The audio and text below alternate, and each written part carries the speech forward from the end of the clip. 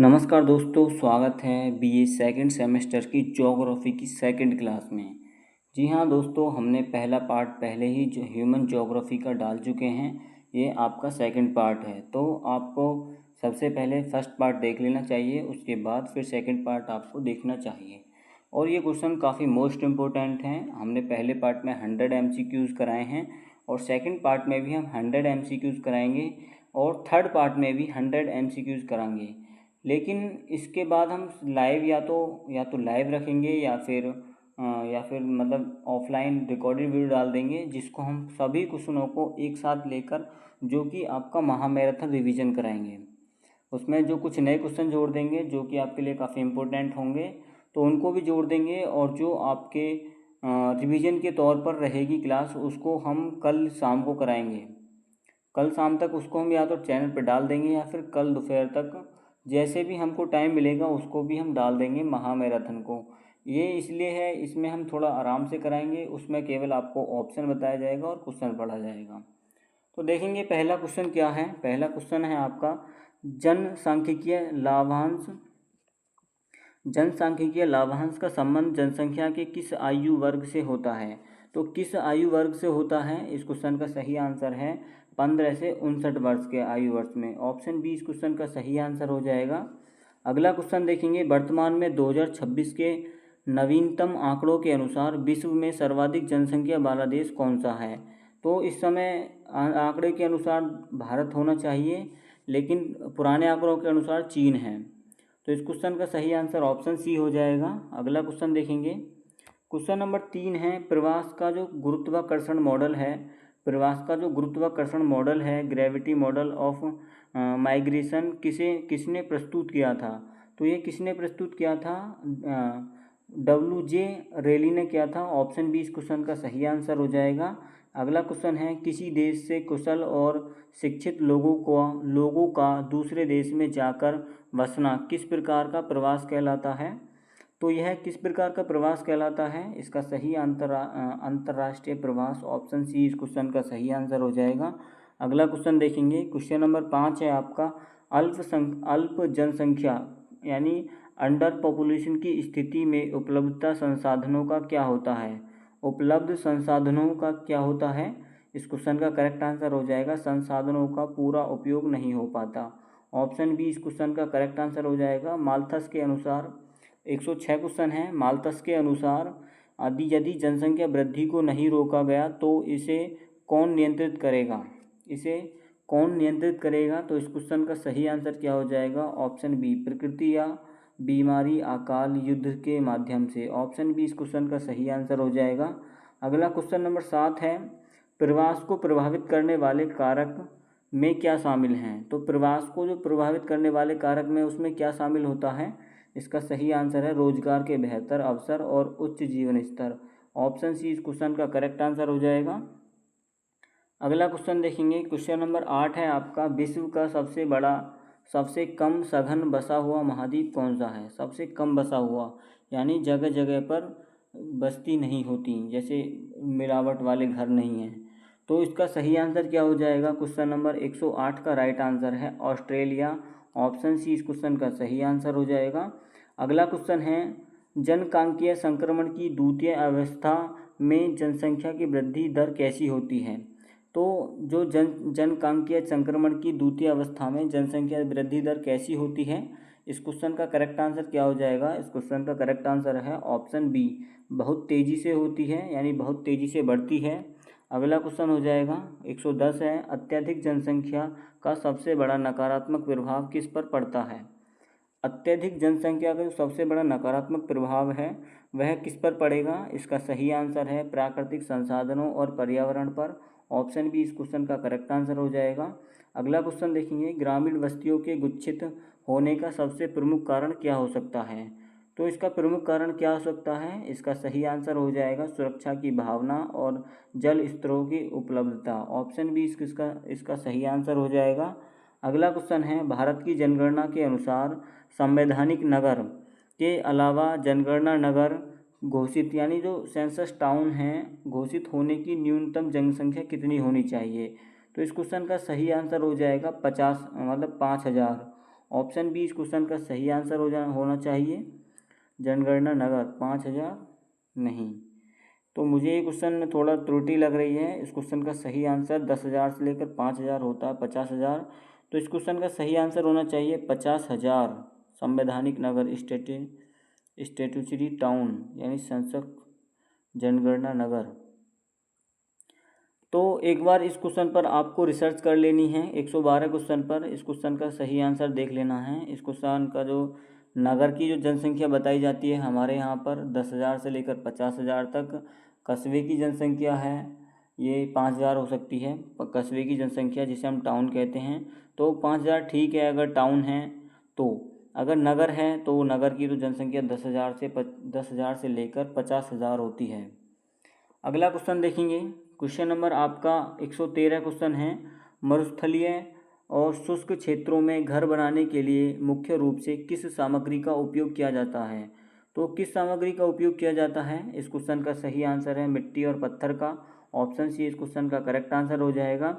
नदियों के डेल्टाई भागों या दो नदियों के संगम पर किस प्रकार के प्रतिरूप वाली बस्तियां पाई जाती हैं? तो यह किस रूप की बस्तियां पाई जाती हैं? तो इस क्वेश्चन का करेक्ट आंसर हो जाएगा ऑप्शन सी, पंखा प्रतिरूपी यानी फैन पैटर्न पर आधारित होती हैं, जिन्हें हम त्रिभुजाकार भी कहते हैं। ऑप्शन सी इसका सही आंसर हो जाएगा। सन्नागर सन्नागर शब्द का सबसे पहले प्रयोग किसने किया था?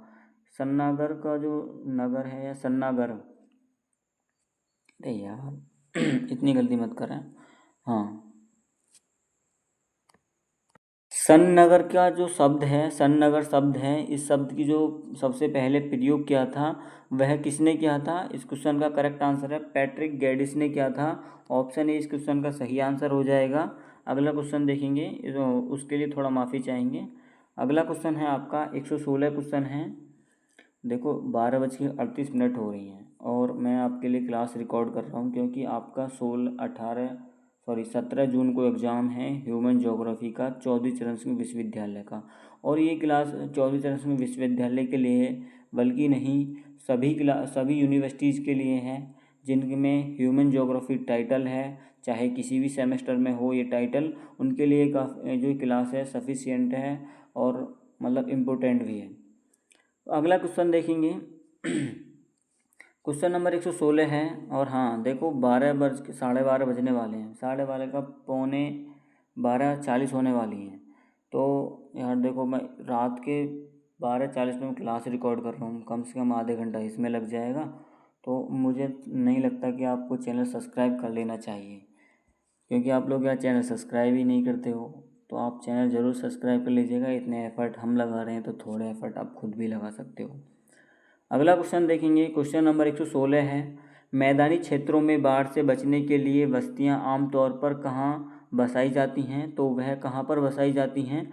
इस क्वेश्चन का करेक्ट आंसर हो जाएगा ऑप्शन बी, प्राकृतिक तटबंधों या ऊंचे स्थानों पर। ऑप्शन बी इस क्वेश्चन का सही आंसर है। हाँ, मेगालोपोलिस विशाल नगर शब्द का सबसे पहले प्रयोग किसने किया था? तो इस क्वेश्चन का सही आंसर है ऑप्शन ए, जीन गॉटमैन ने किया था इस क्वेश्चन का मतलब इस शब्द का प्रयोग। अगला क्वेश्चन है, पल्लीकृत बस्तियां भारत के किस क्षेत्र में अधिक देखने को मिलती हैं? तो यह पल्लीकृत जो बस्तियां हैं भारत के किस क्षेत्र में अधिक देखने को मिलती हैं? मध्य प्रदेश और मध्य और निम्न गंगा का मैदान में मिलती हैं। ऑप्शन बी इस क्वेश्चन का सही आंसर हो जाएगा। अगला क्वेश्चन देखेंगे। 119 क्वेश्चन है आपका। किसी चौराहे जहां कई दिशाओं से सड़कें आकर मिलती हैं पर विकसित होने वाली बस्तियां का आकार कैसा होता है? इनका आकार कैसा होता है? तो ताराकार होता है यानी स्टार शेप्ड में होता है। ऑप्शन बी इस क्वेश्चन का सही आंसर है। क्वेश्चन नंबर 120 है। अत्यधिक वर्षा वाले क्षेत्र में ढलवा छत वाले घरों क्यों बनाए जाते हैं? ढलवा वाले क्षेत्र या जो घर हैं वह क्यों बनाए जाते हैं? इस क्वेश्चन का सही आंसर है ताकि बारिश का पानी आसानी से नीचे बह सके। ऑप्शन बी इस क्वेश्चन का सही आंसर हो जाएगा। अगला क्वेश्चन नंबर 121 है आपका। निम्नलिखित में से कौन सा जानवर टुड्रा प्रदेश के खानाबदोश पशुचारकों द्वारा पाला जाता है? तो यह जो कौन सा जानवर है इनमें से, इस क्वेश्चन का सही आंसर हो जाएगा option B reindeer. Option B इस क्वेश्चन का करेक्ट आंसर हो जाएगा 121 का। अगला क्वेश्चन देखेंगे, रोका नामक स्थानांतरित कृषि का संबंध किस देश से है। तो रोका नामक जो कृषि है यह किस देश से संबंधित है। इस क्वेश्चन का सही आंसर है ब्राज़ील से। ऑप्शन बी इसका करेक्ट आंसर हो जाएगा। क्वेश्चन नंबर 123 देखेंगे, विश्व में सबसे अधिक व्यावसायिक लकड़ी काटने का कार्य किस वन क्षेत्र में होता है। तो किस वन क्षेत्र में होता है, इस क्वेश्चन का करेक्ट आंसर हो जाएगा ऑप्शन बी शंकुधारी यानी टैगा वन में। ऑप्शन बी इसका सही आंसर है। अगला क्वेश्चन नंबर 124 है आपका, किस प्रकार की अर्थव्यवस्था में मुद्रा का प्रयोग नहीं या न के बराबर होता है और वस्तु विनिमय चलता है। तो इस क्वेश्चन का सही आंसर क्या हो जाएगा 124 का, ऑप्शन सी आदिम अर्थव्यवस्था में, यानी ऑप्शन सी इस क्वेश्चन का सही आंसर हो जाएगा। अगला क्वेश्चन है, अमेजन बेसिन के मूल निवासी शिकार के लिए मुख्य रूप से किस हथियार का प्रयोग करते हैं। जो अमेजन के बेसिन के मूल निवासी हैं वह किस हथियार का प्रयोग करते हैं शिकार के लिए। तो इस क्वेश्चन का सही आंसर हो जाएगा बिलो पाइप का करते हैं, जहरीले तार होते हैं। ऑप्शन बी इस क्वेश्चन का सही आंसर होता है, बिलो पाइप और जहरीले तार का प्रयोग करते हैं ये लोग। अगला क्वेश्चन नंबर 126 है, स्थानांतरणशील झूम कृषि के कारण पर्यावरण पर क्या मुख्य नकारात्मक प्रभाव पड़ता है। क्या स्थानांतरणशील कृषि के कारण पर्यावरण पर क्या मुख्य नकारात्मक प्रभाव पड़ता है। तो क्वेश्चन नंबर 126 का करेक्ट आंसर हो जाएगा निर्वनीकरण और मृदा अपवर्तन होता है। ऑप्शन बी इस क्वेश्चन का सही आंसर हो जाएगा। अगला क्वेश्चन देखेंगे, 127 क्वेश्चन है आपका, मत्स्य ग्रहण के लिए प्रसिद्ध ग्रैंड बैंक कहाँ स्थित है। तो इस क्वेश्चन का सही आंसर हो जाएगा ऑप्शन ए हिंद महासागर। अगला क्वेश्चन देखेंगे, अगला क्वेश्चन क्या है आपका 128 क्वेश्चन है, पिग्मी जनजाति मुख्य रूप से अपनी जीविका कैसे चलाती है। तो यह अपनी जीविका खाद्य संग्रह और शिकार से चलाती है। ऑप्शन सी इसका सही आंसर हो जाएगा। अगला क्वेश्चन देखेंगे, 129 क्वेश्चन है, वह कौन सी आदिम कृषि है जिसमें खेत छोटे होते हैं, पुराने औजार का प्रयोग होता है और उत्पादन केवल निर्वाह के लिए होता है। तो इस क्वेश्चन का सही आंसर क्या हो जाएगा, आदिम निर्वाह कृषि होती है वह। ऑप्शन सी इस क्वेश्चन का करेक्ट आंसर हो जाएगा। अगला क्वेश्चन नंबर 130 देखेंगे, वनों से प्राप्त होने वाली गौड़ उपज में क्या शामिल नहीं है। तो गौड़ उपज में क्या शामिल नहीं है, इस क्वेश्चन का करेक्ट आंसर हो जाएगा ऑप्शन सी इमरती लकड़ी। अगला क्वेश्चन देखेंगे, भारत में बोली जाने वाली भाषाएं मुख्य रूप से कितने बड़े भाषा परिवारों में बांटी गई हैं। तो कितने मुख्य बड़े परिवारों में बांटी गई हैं, इस क्वेश्चन का राइट आंसर हो जाएगा 4। ऑप्शन बी इस क्वेश्चन का सही आंसर हो जाएगा। अगला क्वेश्चन देखेंगे, देखो, इंडो आर्यन द्रविड़ और ऑस्ट्रिक चीनी तिब्बती। अगला क्वेश्चन देखेंगे, क्वेश्चन नंबर 132 है, सांस्कृतिक हृदय स्थल का क्या अर्थ होता है। तो इसका क्या अर्थ होता है, इस क्वेश्चन का सही आंसर ऑप्शन बी है, वह मूल क्षेत्र जहाँ से किसी नई संस्कृति या नवाचार की उत्पत्ति हुई हो। अगला क्वेश्चन नंबर 133 है, किस प्रजाति की त्वचा का रंग पीला, बाल सीधे और आंखें तिरछी होती हैं। तो कौन सी प्रजाति है, इस क्वेश्चन का करेक्ट आंसर क्या हो जाएगा, 133 का करेक्ट आंसर हो जाएगा। एक मिनट हो जाए, इस क्वेश्चन का सही आंसर है ऑप्शन सी मंगलोइड। ऑप्शन सी इस क्वेश्चन का सही आंसर हो जाएगा। क्वेश्चन नंबर 134 है, विश्व का सबसे प्राचीन ज्ञान व्यवस्थित धर्म किसे माना जाता है। विश्व का सबसे प्राचीन धर्म किसको माना गया है। तो 134 का करेक्ट आंसर क्या हो जाएगा, ऑप्शन सी उस क्वेश्चन का सही आंसर हो जाएगा, हिंदू धर्म, सनातन धर्म। अगला क्वेश्चन है 135 क्वेश्चन नंबर, ग्रिफिथ टेलर ने प्रजातीय वर्गीकरण के अनुसार प्रवास कटिबंध सिद्धांत में सबसे पुरानी और सबसे बाहरी प्रजाति कौन सी बताई है। तो इस क्वेश्चन का सही आंसर क्या हो जाएगा, 135 का करेक्ट आंसर हो जाएगा option C Negrito. Option C इस क्वेश्चन का सही आंसर हो जाएगा। क्वेश्चन नंबर 136 है, यहूदी धर्म, ईसाई धर्म और इस्लाम धर्म की उत्पत्ति किस भौगोलिक क्षेत्र में हुई थी? तो इस क्वेश्चन का सही आंसर हो जाएगा ऑप्शन बी, मध्य पूर्व में यानी मिडिल ईस्ट में, पश्चिमी एशिया में। अगला question number Austric, question number 136 का राइट आंसर ऑप्शन बी हो जाएगा।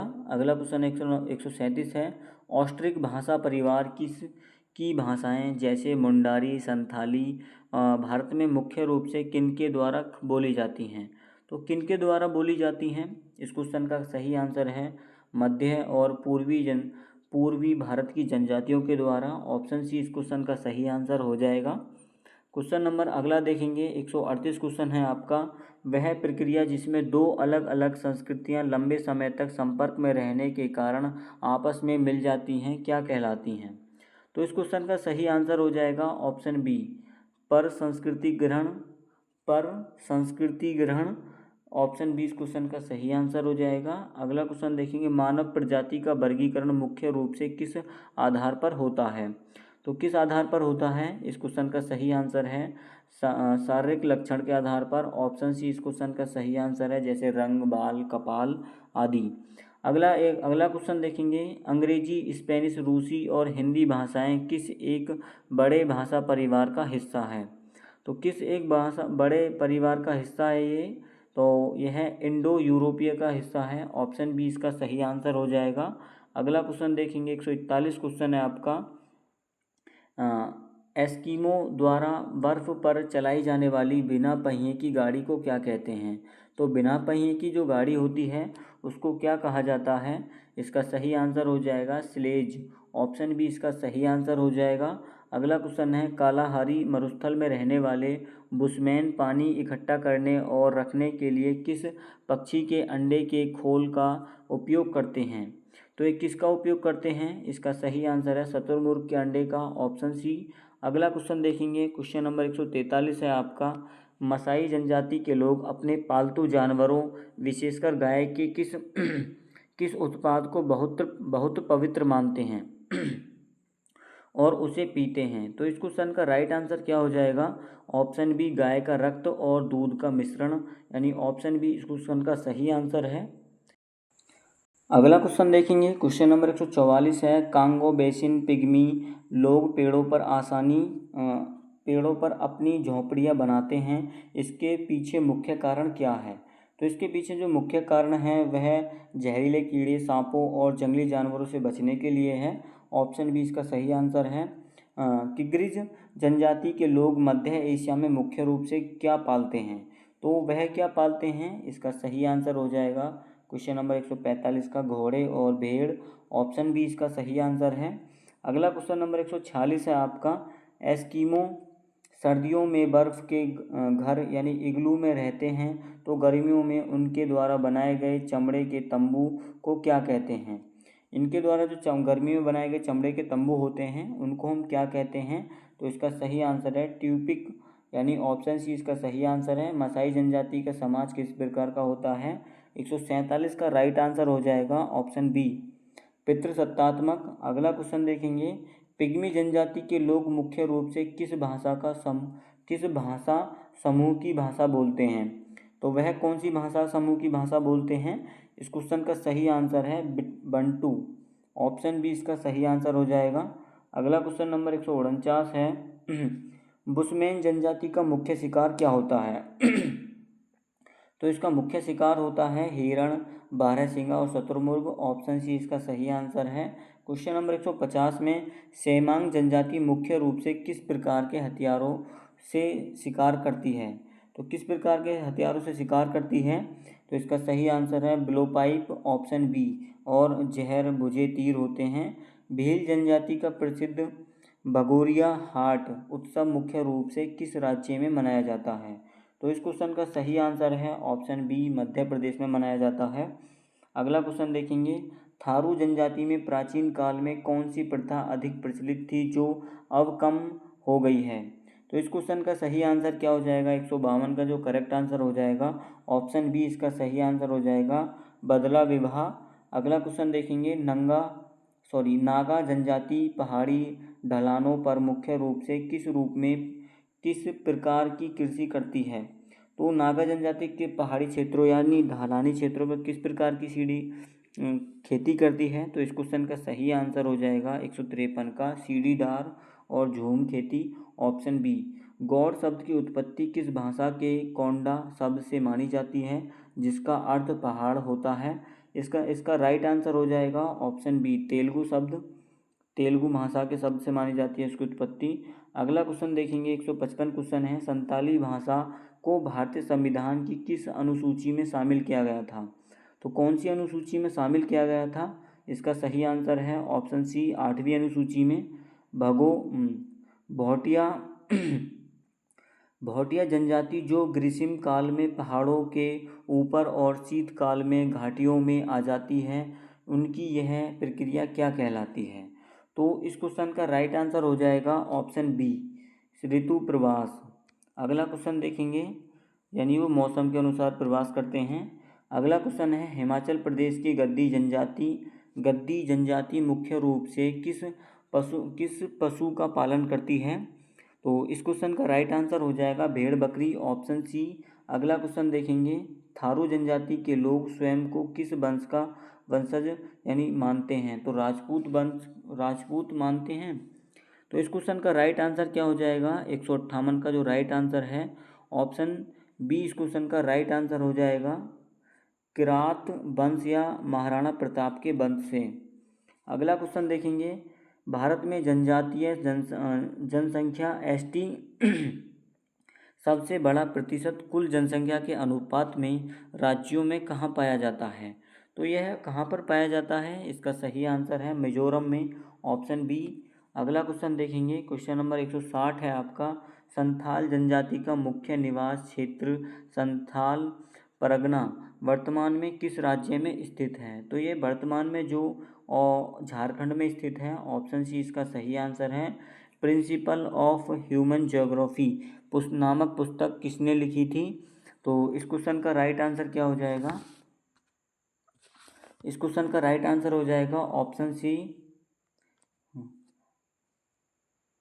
हंटिंगटन ने लिखी थी। हंटिंगटन ने लिखी है, ऑप्शन सी इस क्वेश्चन का मतलब करेक्ट आंसर है। अगला क्वेश्चन देखेंगे, अगला क्वेश्चन है आपका, भूगोल में कल्याणकारी उपागम का उदय मुख्य रूप से किस दशक में शुरुआत हुई थी, मतलब किस दशक में हुआ था? इस क्वेश्चन का सही आंसर हो जाएगा 162 का जो करेक्ट आंसर है, ऑप्शन सी इसको सही आंसर है। 1970 के दशक में हुआ था भूगोल का जो कल्याणकारी उपागम है।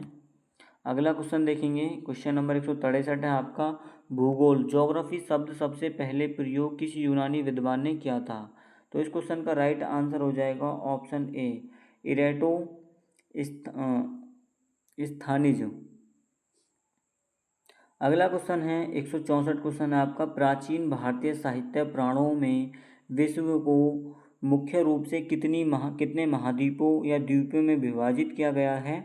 इस क्वेश्चन का राइट आंसर हो जाएगा 7 महाद्वीपों में, ऑप्शन बी। अगला क्वेश्चन देखेंगे, इनमें से कौन सी मानव भूगोल की प्रमुख शाखा नहीं है? तो इस क्वेश्चन का सही आंसर ऑप्शन बी हो जाएगा, भू आकृति विज्ञान। अगला क्वेश्चन देखेंगे, क्वेश्चन नंबर 166 है आपका, द नेचर ऑफ जियोग्राफी पुस्तक के लेखक कौन हैं जिन्होंने क्षेत्रीय विभेदन पर जोर दिया? तो इस क्वेश्चन का सही आंसर क्या हो जाएगा? 166 का ऑप्शन ए, रिचर्ड हार्टशॉर्न। अगला क्वेश्चन देखेंगे, आधुनिक भूगोल का संस्थापक किसे माना जाता है? तो आधुनिक भूगोल का जो संस्थापक है वह किसको माना गया है? तो ऑप्शन बी, अलेक्जेंडर बॉन हमबोल्ट को माना गया है और कार्ल रिटर को माना गया है। तो ऑप्शन बी इस क्वेश्चन का सही आंसर हो जाएगा। क्वेश्चन नंबर 168 है, भूगोल की वह शाखा जो मानव समाजों और उनके राजनीतिक स्वरूप का अध्ययन करती है वह क्या कहलाती है? तो इस क्वेश्चन का सही आंसर क्या हो जाएगा? ऑप्शन बी इसका सही आंसर है, राजनीति भूगोल। अगला क्वेश्चन है, किस पुराण में ब्रह्मांड और पृथ्वी के भूगोल का सबसे विस्तृत और व्यवस्थित वर्णन मिलता है? तो इसका राइट आंसर हो जाएगा 169 का ऑप्शन बी, विष्णु पुराण में, ऑप्शन बी इसका सही आंसर है। 170 क्वेश्चन है आपका, मानव भूगोल में प्रत्यक्षवाद की विचारधारा किस पर सबसे अधिक जोर देती है? तो 170 का राइट आंसर क्या हो जाएगा? इसका सही आंसर ऑप्शन सी है। वैज्ञानिक नियमों, आंकड़ों और मात्रात्मक विधियों पर। अगला क्वेश्चन देखेंगे, 171 क्वेश्चन है आपका। मानव अपने पर्यावरण की उपज है, वह पृथ्वी की धूल का कण मात्र नहीं बल्कि पृथ्वी ने उसे मातृत्व दिया है। यह प्रसिद्ध कथन किसका है? तो यह कथन एलन चर्चिल सेपल का है। ऑप्शन बी इसका सही आंसर है। लूसियन फेब्रे ने अपनी पुस्तक में संभावनावाद शब्द का प्रयोग सबसे पहले प्रयोग किया था। शब्द का सबसे पहले प्रयोग क्या था? तो इसका सही आंसर क्या हो जाएगा? 172 का आ geographical introduction to history. Option B इस क्वेश्चन का सही आंसर हो जाएगा। अगला क्वेश्चन देखेंगे, जलवायु को मानव संस्कृति, सभ्यता और कार्यक्षमता का सबसे प्रमुख निर्धारक कारक किसने माना है? तो निर्धारक कारक किसने माना है? इस क्वेश्चन का सही आंसर हो जाएगा हंटिंगटन ने। ऑप्शन ए इसका सही आंसर है। अगला क्वेश्चन देखेंगे, 174 क्वेश्चन है। ग्रिफ्थ टेलर द्वारा प्रस्तुत नव नियतिवाद को अन्य किस नाम से जाना जाता है? तो इस क्वेश्चन का सही आंसर हो जाएगा ऑप्शन सी, वैज्ञानिक नियतिवाद। अगला क्वेश्चन है, प्रकृति एक लहर से अधिक कुछ नहीं है। Nature is never more than any adviser. यह विचार किस भूगोलवेत्ता का है? तो इस क्वेश्चन का सही आंसर है ऑप्शन बी, विडाल डी ला ब्लास का है। ऑप्शन बी इस क्वेश्चन का सही आंसर हो जाएगा। कार्ल मार्क्स के अनुसार के विचारों से प्रभावित होकर भूगोल में किस विचारधारा यानी उपागम का जन्म हुआ था? तो इस क्वेश्चन का सही आंसर हो जाएगा ऑप्शन बी, रेडिकल या आमूलवादी विचारधारा का। अगला क्वेश्चन है, मनुष्य की बुद्धि, तकनीक और विकल्पों को पर्यावरण की शक्तियों से अधिक श्रेष्ठ मानने वाली विचारधारा कौन सी है? तो इसका सही आंसर है ऑप्शन सी, संभावनावाद। अगला क्वेश्चन देखेंगे, 178 क्वेश्चन है आपका। मानव भूगोल अस्थिर पृथ्वी और क्रियाशील मानव के बीच परिवर्तनशील संबंधों का अध्ययन है। यह कथन किसने दिया था? तो इसका सही आंसर हो जाएगा option B, Ellen Churchill Semple ने दिया था। ऑप्शन बी इस क्वेश्चन का राइट आंसर हो जाएगा। नेक्स्ट क्वेश्चन है, किस भूगोलवेत्ता ने नियतिवाद पर पुरजोर विरोध किया और फ्रांस में संभावनावाद की नींव रखी? तो इस क्वेश्चन का सही आंसर हो जाएगा ऑप्शन सी, विडाल डी ला ब्लास ने। अगला क्वेश्चन देखेंगे, रुको और जियो नियतिवाद में भूगोलवेत्ता ग्रिफ्थ टेलर ने मानव की भूमिका तुलना किससे की है? तो इसका सही आंसर हो जाएगा, इसका राइट आंसर हो जाएगा 180 का ऑप्शन सी, एक ट्रैफिक पुलिस नियंत्रक से। ऑप्शन सी इसका सही आंसर है। अगला क्वेश्चन देखेंगे, 181 क्वेश्चन है। जनसांख्यिकीय संक्रमण सिद्धांत का प्रतिपादन मूल रूप से किसने किया था? तो इस क्वेश्चन का राइट आंसर क्या हो जाएगा? ऑप्शन बी, बारेन थॉम्पसन ने किया था। अगला क्वेश्चन देखेंगे, प्रवास के पुश पुल मॉडल का विकास किसने किया था? तो इस क्वेश्चन का सही आंसर हो जाएगा ऑप्शन ए, एवरेट ली ने किया था। अगला क्वेश्चन है, किस देश का जनसंख्या पिरामिड यदि नीचे से बहुत चौड़ा है और ऊपर से बहुत पतला है तो यह क्या दर्शाता है? इस क्वेश्चन का राइट आंसर ऑप्शन है उच्च जन्म दर और उच्च मृत्यु दर। अगला क्वेश्चन देखेंगे, 184 है। भारत में किस महाद्वीप की जनसंख्या वृद्धि दर सबसे अधिक है? तो अफ्रीका या एशिया महाद्वीप। ऑप्शन सी इसका सही आंसर हो जाएगा 184 का। अगला क्वेश्चन, अफ्रीका महाद्वीप, अफ्रीका। ऑप्शन सी इस क्वेश्चन का सही आंसर हो जाएगा, ऑप्शन सी। अगला क्वेश्चन देखेंगे, अनुकूलतम जनसंख्या का सिद्धांत मूल रूप से किसने प्रस्तुत किया? तो यह किसने प्रस्तुत किया? इसका सही आंसर है एडविन केनन ने किया था, ऑप्शन ए। अगला क्वेश्चन देखेंगे, 184 185। हाँ, अगला क्वेश्चन है, वर्तमान समय में अंतर्राष्ट्रीय प्रवास का सबसे बड़ा और प्रमुख कारण क्या है? तो इसका सबसे बड़ा प्रमुख कारण है इसका कारण हो जाएगा आर्थिक कारण यानी रोजगार और जीवन स्तर, ऑप्शन बी। अगला क्वेश्चन देखेंगे 187 क्वेश्चन है आपका। विश्व जनसंख्या का सबसे बड़ा संकेंद्र केंद्रण कहाँ पाया जाता है, यानी कंसंट्रेशन कहाँ पाया जाता है। तो इस क्वेश्चन का सही आंसर है ऑप्शन ए, दक्षिण और दक्षिण पूर्व एशिया। ब्रेन ड्रेन प्रतिभा पलायन नामक प्रवास की प्रक्रिया से सबसे अधिक आर्थिक नुकसान किसे होता है।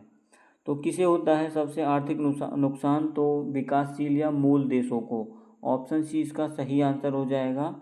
अगला क्वेश्चन देखेंगे, वह स्थिति जब किसी देश में उपलब्ध संसाधनों का पूरी तरह से उपयोग करने के लिए वहाँ की जनसंख्या बहुत कम हो तो उसे क्या कहते हैं। उसको क्या कहा जाता है। इसका राइट आंसर है ऑप्शन सी, अल्प जनसंख्या यानी अंडर पॉपुलेशन कहा जाता है उसको। अगला क्वेश्चन देखेंगे, क्वेश्चन नंबर 190 है।